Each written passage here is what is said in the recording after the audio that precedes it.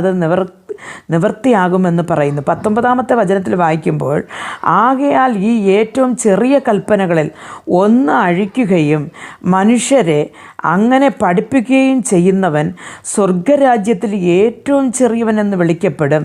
അവയെ ആചരിക്കുകയും പഠിപ്പിക്കുകയും ചെയ്യുന്നവനോ സ്വർഗരാജ്യത്തിൽ വലിയവനെന്ന് വിളിക്കപ്പെടും.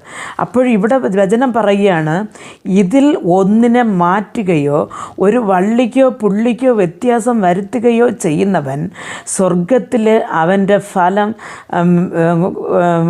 കാണത്തില്ല, അവൻ ഏറ്റവും ചെറിയവനെന്ന് അവൻ വിളിക്കപ്പെടും എന്നാണ് പറയുന്നത്. അപ്പോൾ ഇതിൽ നമ്മൾ ഒരു വള്ളിയോ പുള്ളിയോ തെറ്റാതെ നാം നോക്കണമെന്ന് ദൈവം യേശുക്രിസ്തു തന്നെ അന്നിരുന്ന ശിഷ്യന്മാരോട് പറഞ്ഞതായിട്ട് മത്തായി പറയുകയാണ്.